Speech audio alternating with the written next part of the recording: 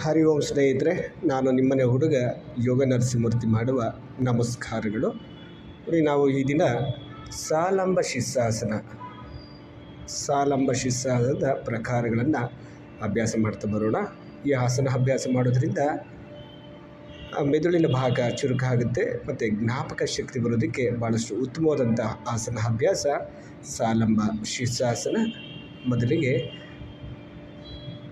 ವಜ್ರಾಸನವನ್ನು ಕೂತ್ಕೊಳ್ಳೋಣ. ವಜ್ರಾಸನದಿಂದ ಶಶಂಕಾಸನ ಬರೋಣ. ಶಶಂಕಾಸನದಿಂದ ತಲೆಯ ನೆತ್ತಿಯ ಭಾಗವನ್ನು ನೆಲಕ್ಕೆ ಹೂರಿ ಎರಡು ಮೊಣಕೈಗಳ ಸಹಾಯದಿಂದ ನಿಧಾನವಾಗಿ ಪಾದವನ್ನು ಮೇಲೆ ತೆಗೆದುಕೊಳ್ತಾ ಬರೋಣ.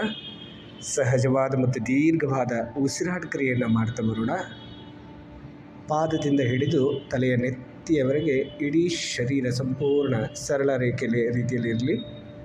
ರಕ್ತ ಹಿಮ್ಮುಖವಾಗಿ ಹರಿಯೋದರಿಂದ ಹೃದಯದ ಭಾಗ, ಶ್ವಾಸಕೋಶಗಳಿಗೆ ಹಾಗೂ ಮೆದುಳಿನ ಭಾಗಕ್ಕೆ ಪೂರ್ಣ ಪ್ರಮಾಣದ ಶುದ್ಧ ರಕ್ತ ಸಂಚಲನೆ ಆಗೋದರಿಂದ ಸಾಲಂಬ ಶಿರ್ಷಾಸನ ಭಾಳಷ್ಟು ಪ್ರಯೋಜನಕಾರಿ ಆಸನ ಇದಾಗಿರುತ್ತೆ. ಹಾಗೆ ಮುಂದುವರೆದಂತಹ ಪ್ರಕಾರ 2 ನೀರಲಂಬ ಶಿರ್ಷಾಸನ. 2 ಹಸ್ತಗಳನ್ನು ಪಕ್ಕಕ್ಕೆ ತೆಗೆದುಕೊಳ್ತಾ ಬರೋಣ. ಉಸಿರು ತಗೊಳ್ತಾ ನಿಧಾನವಾಗಿ 2 ಮಂಡಿಗಳನ್ನು ಮೊಣಕೈಗಳ ಮೇಲೆ ಇಡ್ತಾ ಉಸಿರು ತೆಗೆದುಕೊಂಡು ಉಸಿರನ್ನು ಬಿಡ್ತಾ ನಿಧಾನವಾಗಿ ಪಾದಗಳನ್ನು ನೇರ ಮಾಡ್ತಾ ಬರೋಣ.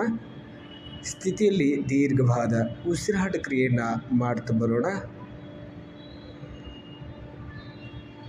ಮನಸ್ಸು ಪೂರ್ಣವಾಗಿ ಉಸಿರಾಟ ಕ್ರಿಯೆಯನ್ನು ಗಮನಿಸ್ತಾ ಬರಲಿ. ಸ್ಥಿತಿಯಿಂದ ವಾಪಸ್ ಬರೋಣ.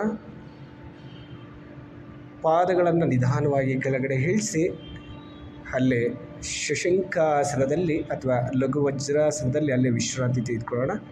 ಶಶಂಕಾಸನ ಸ್ಥಿತಿ ಬಂದು ವಿಶ್ರಾಂತಿ ತೆಗೆದುಕೊಳ್ಳೋಣ. ಆಸನದಿಂದ ಮೇಲೆ ಬಂದು ಬೇಗ ತಲೆಯನ್ನು ಎತ್ತಬಾರದು. ಅಲ್ಲೇ ಶಶಂಕಾಸನಕ್ಕೆ ಬಂದು ನಂತರ ತಲೆಯನ್ನು ಮೇಲೆತ್ತಬೇಕು. ಈ ವಿಡಿಯೋ ಲೈಕ್ ಆದರೆ ಲೈಕ್ ಮಾಡಿ, ಸಬ್ಸ್ಕ್ರೈಬ್ ಮಾಡಿ. ಧನ್ಯವಾದಗಳು.